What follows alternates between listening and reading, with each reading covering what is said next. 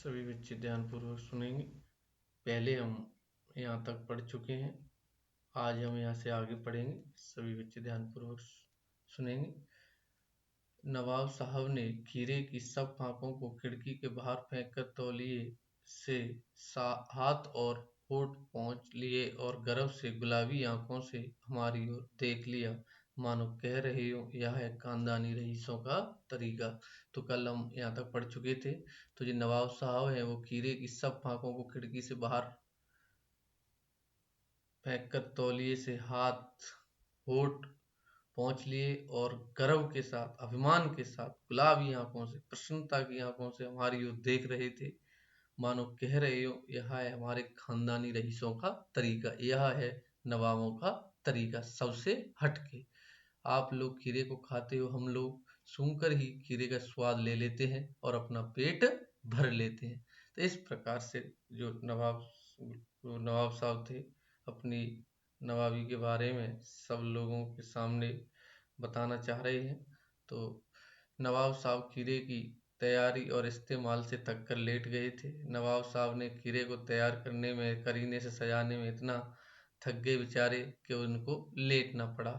हमें तस्लीम में, माने उनकी तस्लीम यहाँ पर सम्मान में, लेखक कह रहा है हमें उनकी तस्लीम में सिर खम कर लेना पड़ा, माने सिर झुकाना पड़ा। सिर खम कर लेना माने झुकाना। लेखक कह रहा है कि हमें उनके सम्मान में सिर झुकाना पड़ा और यह है खानदानी तहजीब माने श्रेष्ठता, नफासत माने स्वच्छता और नजाकत माने कोमलता। यह होती है खानदानी श्रेष्ठता और स्वच्छता और कोमलता। इस प्रकार से नवाब अपने बारे में बता रहा है कि हम गौर कर रहे थे खीरा इस्तेमाल करने के इस तरीके को खीरे की सुगंध और स्वाद की कल्पना से संतुष्ट होने का सूक्ष्म, नफीस और एब्स्ट्रैक्ट तरीका जरूर कहा जा सकता है, परंतु क्या ऐसे तरीके से उदर की तृप्ति भी हो सकती है?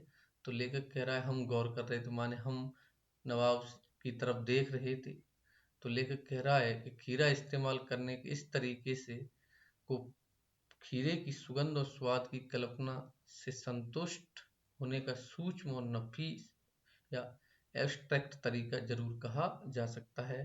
तो लेखक कह रहा है कि यहाँ पर इस प्रकार खीरे को इस्तेमाल करने से, कि सूंघने से, सुगंध से और उसकी स्वाद की कल्पना मात्र करने से ही, अगर इस प्रकार के जो सूक्ष्म माने इस प्रकार के जो सूक्ष्म माने जो दिखाई ना दे, इस तरीका की सूक्ष्म तरीके से, सूक्ष्म माने बारीकी तरीके से, अगर नफीस, यहाँ पर नफीस का मतलब बढ़िया और एब्स्ट्रैक्ट का मतलब होता है माने सूक्ष्म तरीका। तो इस प्रकार का अगर सूक्ष्म तरीका, इतना अच्छा तरीका जरूर कहा जा सकता है इस तरीके को कि आप कल्पना मात्र करने से, लेकिन परंतु क्या ऐसे तरीके से उदर माने पेट की तृप्ति हो सकती है? माने तृप्त होना माने पेट का भरना।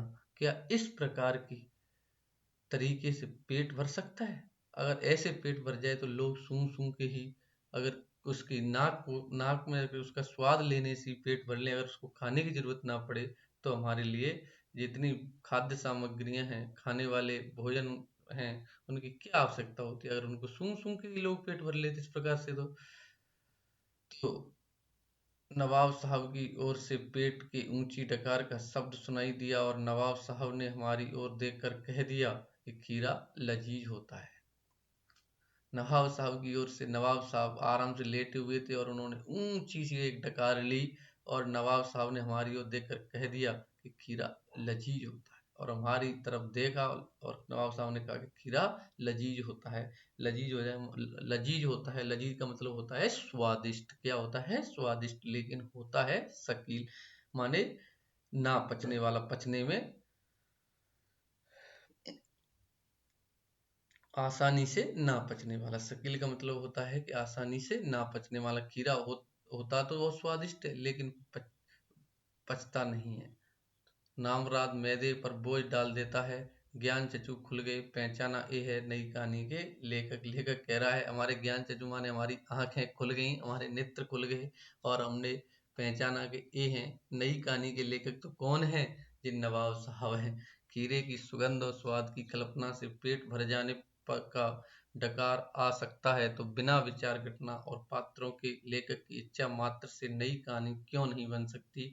तो देखो, खीरे की सुगंध और स्वाद की कल्पना से पेट भर जाने का डकार आ सकता है। लेखक कह रहा है कि अगर खीरे की सुगंध से, सूंघने से और उसके स्वाद मात्र की कल्पना करने से ही अगर पेट भर जाए, तो ऐसे तो फिर कहानी भी बिना विचारों के, बिना घटना के, बिना पात्रों के कहानी भी लिखी जा सकती है।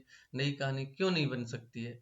तो इस प्रकार से यहाँ पर ये एक व्यंग व्यंग था, बहुत ही अच्छी कहानी थी यशपाल की। तो देखो, यहाँ पर एक प्रश्न बनता है, आपके दिमाग में भी चल रहा होगा कि जो नवाब साहब थे, ये एक प्रश्न है कि बिना विचार घटना और पात्रों के भी क्या कहानी लिखी जा सकती है। यशपाल के इस विचार से आप कहाँ तक सहमत हैं। तो देखो, हम सबसे पहले इसके आंसर के बारे में जानेंगे।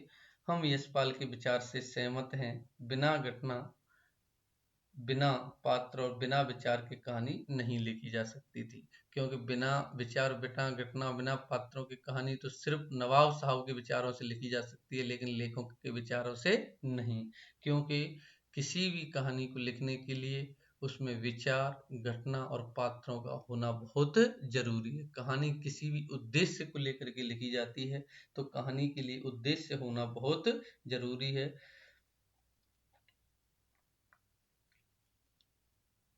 इस प्रकार से तो कहानी में कोई ना कोई विचार, बात या उद्देश्य भी अवश्य होता है। माने किसी न किसी प्रकार को कहानी लिखने के लिए उसके अंदर विचार, पात्रों और उद्देश्य की आवश्यकता होती है।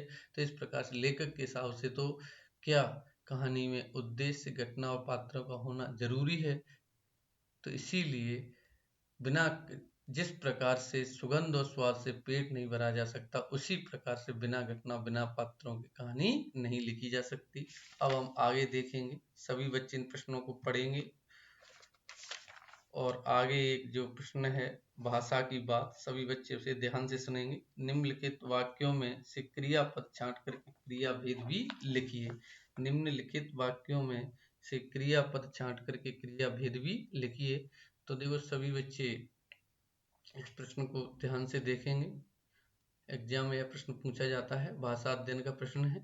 तो मैं आपको वाक्य पहले ही पढ़ा चुका हूँ, जिसमें आपको यहाँ पर क्रियापद छांटने हैं और क्रिया का नाम भी लिखना है। क्रिया दो प्रकार की होती हैं, आप जानते ही हो, अकर्मक और सकर्मक। क्रिया कहते किसे हैं, जिससे हमें किसी कार्य के करने या होने का क्या होता है, बोध होता है, उसे हम क्या कहते हैं, क्रिया कहते हैं। तो सभी बच्चे ध्यानपूर्वक सुनेंगे। इन प्रश्नों को मैं हल कराता हूँ।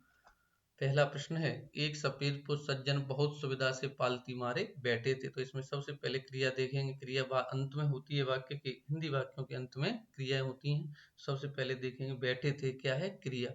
क्या बैठे थे, कुछ भी आंसर नहीं मिल रहा, क्या लगा के, क्या या किसको लगा के प्रश्न कीजिए, और आपका अगर आंसर मिलता है तो वही कर्म होता है। कर्म होता है तो वो क्रिया सकर्मक होती है, और जिस वाक्य में कर्म नहीं होता तो वो क्रिया अकर्मक होती है।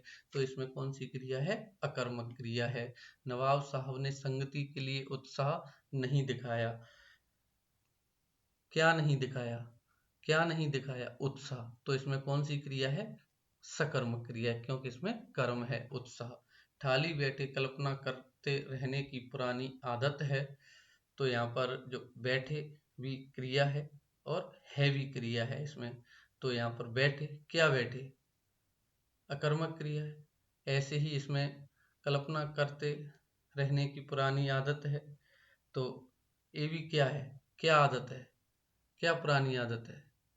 तो ये यहाँ पर भी अकर्मक क्रिया है। अकेले सफर का वक्त काटने के लिए ही खीरे खरीदे होंगे। तो यहाँ पर भी जो काटना और खरीदे होंगे, दोनों ही क्या है, क्रिया है। क्या खरीदे होंगे, खीरे खरीदे होंगे। तो कौन सी क्रिया है, सकर्मक क्रिया है। दोनों खीरों के सिर काटे और उन्हें गोद कर झाग निकाला। तो यहाँ पर जो काटना और निकालना क्या है, क्रिया है। क्रियाओं के साथ क्या लगा के प्रश्न करें, क्या काटे, सिर काटे, सकर्मक क्रिया है। उन्हें गोद कर झाग निकाला, क्या निकाला, झाग निकाला। तो ये यहाँ पर क्या है, सकर्मक